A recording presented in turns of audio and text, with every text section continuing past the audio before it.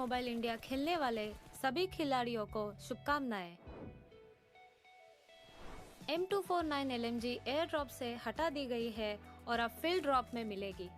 काराकिन map के अलावा M249 बाकी हर बचे हुए क्लासिक मैप्स में मिलेगी। अब हम देखेंगे एक नया वेपन जो है MG3। सप्लाई क्रेट में ये जगह लेता है M249 की, और ध्यान रखिएगा ये सिर्फ सप्लाई क्रेट में ही मिलेगा। MG3 भी एक लाइट मशीन गन है। इसकी एक खूबी है कि इसकी फायर पावर निरंतर है। ये 7.62 एम का इस्तेमाल करती है और 75 बुलेट्स इसके मैगजीन में रह सकती है। उसकी फायर पावर तेज और निरंतर है, हालांकि रीलोड करने में थोड़ा अधिक समय लगता है। MG3 6 स्कोप तक ले सकता है। ये भी ध्यान रखिए कि किसी अन्य अटैचमेंट्स का उपयोग नहीं किया जा सकता है और इस वेपन के लिए कोई सिंगल शॉट मोड नहीं होगा। आप MG3 मोड के लिए 660 या 990 RPM मोड के बीच में चूज कर सकते हैं। इसमें एक बाइपॉड भी होता है जो आपके लेटने पर अपने आप डिप्लॉय हो जाएगा। स्थिरता में सुधार करने के लिए एक अच्छा टिप, आप लेट सकते हैं। आप हीलिंग कंज्यूमेबल्स को फेंक सकते हैं। हीलिंग कंज्यूमेबल्स को ट्रैजेक्टरी स्लॉट में जोड़ा गया है। उन्हें फेंकने के लिए आप एक हीलिंग कंज्यूमेबल्स को चुन सकते हैं और थ्रो बटन पर टैप करें। प्लेयर्स को ध्यान रखना चाहिए कि जब गलत तरीके से फेंका जाए तो उछल सकता है, तो कृपया इस फीचर का उपयोग करते समय ध्यान दें। टीम के सदस्य से दूर से पूछना संभव है कि वो आपको हीलिंग कंज्यूमेबल्स फेंके। रैंकिंग सीजन अपडेट हो गया है और इस सीजन में अलग होगा। इसमें एक टियर ऐड किया गया है जो एस और कॉन्करर के बीच में होगा, और अब टियर के आइकॉन्स लेवल अप के इफेक्ट्स भी अपडेट हो जाएंगे।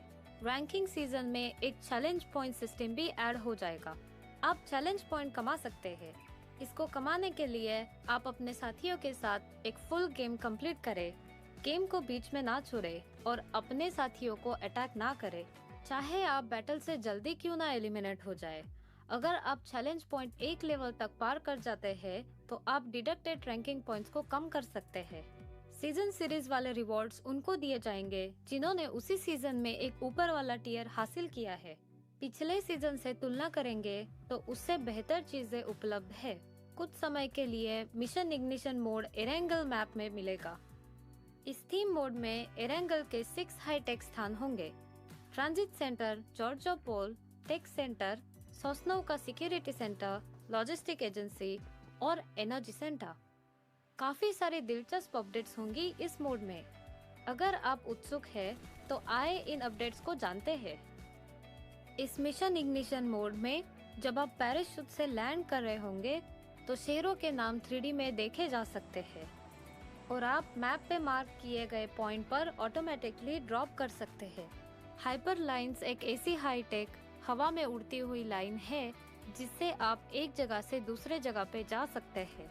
ये लाइन कुछ निर्धारित समय पर ही चलती है और इनके रूट्स भी तय है।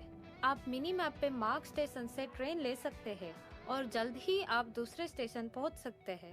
सेमी ट्रक स्वायत्त ड्राइविंग वाहन है जो निर्धारित मार्ग पर चलते हैं और सप्लाई से भरे होते हैं। अगर आपको अच्छी लूट चाहिए तो इन ट्रक्स पर आक्रमण करें।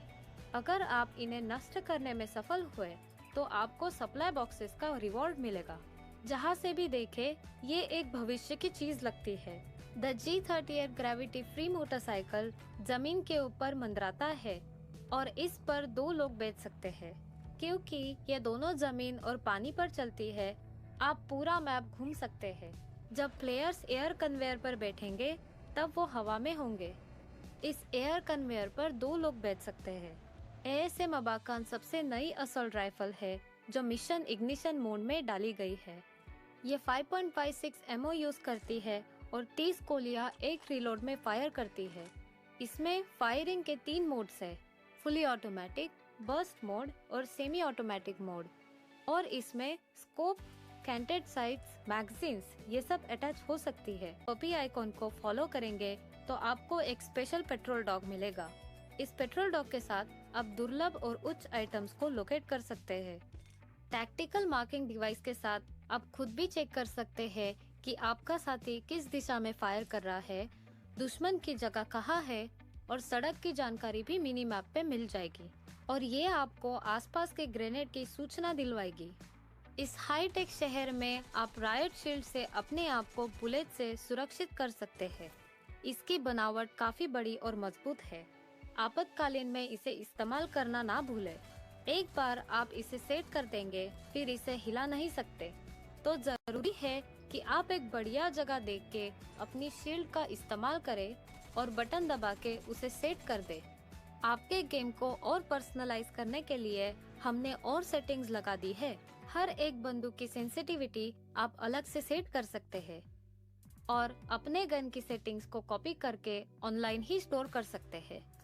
कुछ लो स्पेसिफिकेशन वाले डिवाइसेस पर स्मूथ से भी नीचे एक ग्राफिक का ऑप्शन डाल दिया गया है। हमने 90 FPS कुछ नई डिवाइसेस के लिए भी डाल दिए है। आप अब गायरोस्कोप की सेंसिटिविटी का परिवर्तन कर सकते हैं। जब गायरोस्कोप एक्टिवेट होगा और आप फायरिंग कर रहे होंगे, तब टिल्ट कैमरा की सेंसिटिविटी भी बदली जा सकती है। हमने एक और सेटिंग डाली है जिसे गायरोस्कोप का ऊपर और नीचे वाला इफेक्ट उल्टा हो जाएगा। कुछ चीजों को आप डिस्कार्ड करने के बाद भी पिकअप हो रही है। फिक्र ना करिए, इस अपडेट में यह मुद्दा भी स्पष्ट हो गया है। सेटिंग्स में जाकर do not pickup dropped scopes पर क्लिक करिए। बेफिक्र हो जाइए, अब आपकी डिस्कार्ड किए चीजें अपने आप पिक नहीं होगी।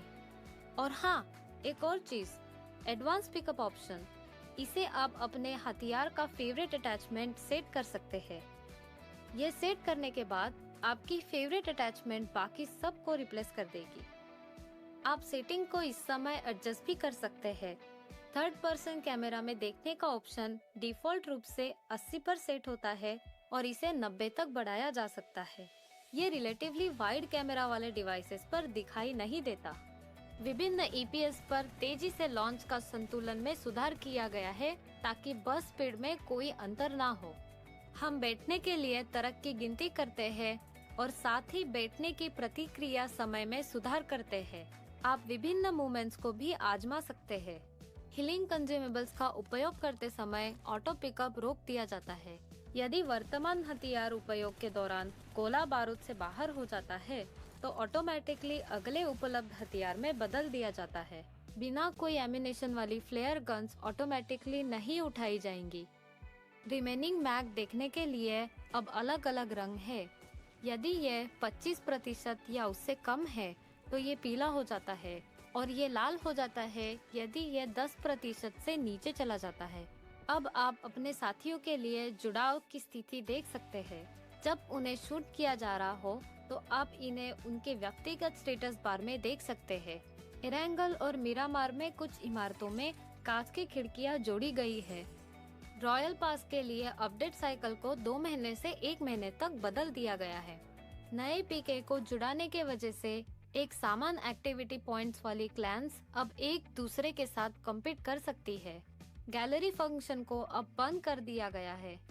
इसके अलावा अब आप अपनी जीत के बाद एक ब्रॉन्ज स्टैचू जोड़ सकते हैं।